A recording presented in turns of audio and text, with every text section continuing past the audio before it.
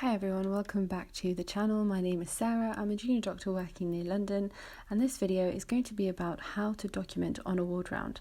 Now, I'm sure that it can be quite terrifying to think of how you're going to structure documentation on a ward round, and it's not something that you really get taught in medical school.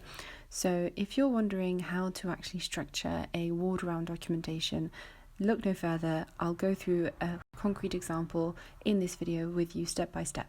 So step one for any type of documentation is to make sure that you've got the basic details down. So the patient's name, hospital number, date of birth, present location. That's very important when you look back at notes and where the patient has been, and you want to make sure you have the date and time on the side. You then want to label what the actual documentation is going to be. So in this case, ward round, and if you have a consultant with you, you want to mention that name first. Some people will mention everyone on the ward round. I think as long as you mention that there's a consultant on the ward round and your name at the bottom, that's sufficient. You then mention the patient's age and their gender, and I think it's very helpful to put a one-liner, no matter how long they've been in, just saying that they were admitted with on this date, and it just gives a very easy summary for anyone who needs to see the patient, whether they're on call or if it's somebody who's new to looking after the patient. You then want to write your list of issues. So anything that the patient is being treated for or any problem that is being addressed, you mention on this list. And that's a really helpful summary, again, for anyone who's on call or doesn't know the patient, just to make sure that nothing is missed and the important things are still being addressed. So for this lady that I've made up, she has a periprosthetic fracture and had a revision of her hip on the 12th. She also has sepsis unknown source, and I put an arrow with what's being done to treat it just underneath. So you can see I've put that she's on IV tazocin on a 5-day course. She also is being treated for a HAP, so hospital-acquired pneumonia. Poor lady, I've just made up somebody who's very sick, and so she's on IV coamoxiclav, and it's helpful to put what day of the antibiotics as well. She has new fluctuating confusion, and even if you don't know exactly what's going on, just put what the current impression is. So I've put query new baseline. She has a poor oral intake and persistently high CRP, so that's a raised inflammatory marker. So the next thing you want to do on a ward round is put the up-to-date investigations. So a very common one will be the updated bloods for the patients. So you make a list of that. It's helpful to put arrows up or down, whether that's been increasing or decreasing. As you can see, I've put in brackets the previous CRP, and that shows whoever's looking at these notes that her CRP is improving, so it's downtrending. I put the rest of the bloods on here, and for the ones that are relevant, I put in brackets what the previous result was, just to show a trend. I've then written that her AMT4 is 0 out of 4, and that's just an assessment of her cognition. And so as you can tell, there is this new confusion. Put any relevant results, even if they're not the most up to date. It's really helpful to know that she had a CT head recently and that was negative.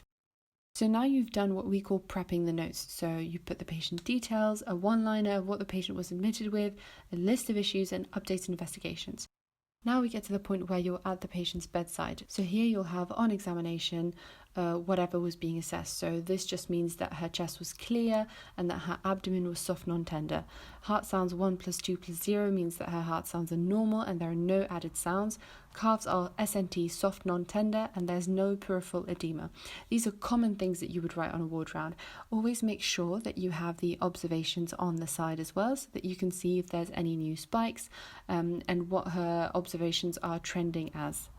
You want to imagine that somebody who hasn't seen this patient at all can read through your notes and get a very good idea of what their current state is, what issues are being addressed, and how the patient was clinically. So that's what you want to have in mind when you're writing. Just imagine that somebody who isn't there is going to have to read through your notes.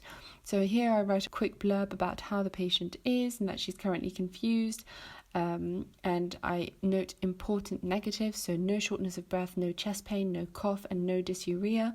So these are just things that you might think of if there's a new confusion. Is there a new source of infection? And I've just put a one-liner about her impression of the situation as well.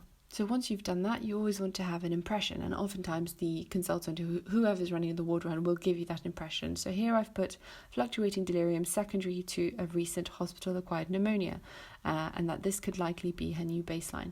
Now I have a numbered list, which is the plan, and you want to make this very clear so that, again, anyone who reads this, and especially the nurses who will look at the notes after the ward round to make sure that the jobs are done and that they do whatever needs to be done from their side, that it's very, very clear. So I've put bone bloods add-on, so I've added on this blood test, and I've put a line across in the square, which means that I've requested it, but it's still not come back, so somebody needs to chase it.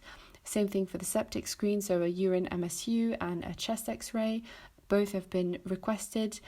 Blood cultures if the temperature goes over 37.7, so the nurses know what to do in that case. Daily user needs and CRP, to do an ECG, so that's not been done yet. And then on discharge for the GP to refer to memory clinic. So whoever does the discharge letter will have to add this onto the TTO. The patient has been started on a bone plan, so that's medication that's been prescribed, so I've coloured in the box, and to get a collateral from the daughter. You then write your name, put your bleep number and sign. And that's a typical documentation for a ward round. So I hope you can see that it's not actually as scary as it sounds. Just make sure that you have the key bits in that I've showed you in this video, make sure that your handwriting is legible, and have a structured approach, and you'll be fine. I hope you enjoyed this video, and I will see you in the next one. Bye!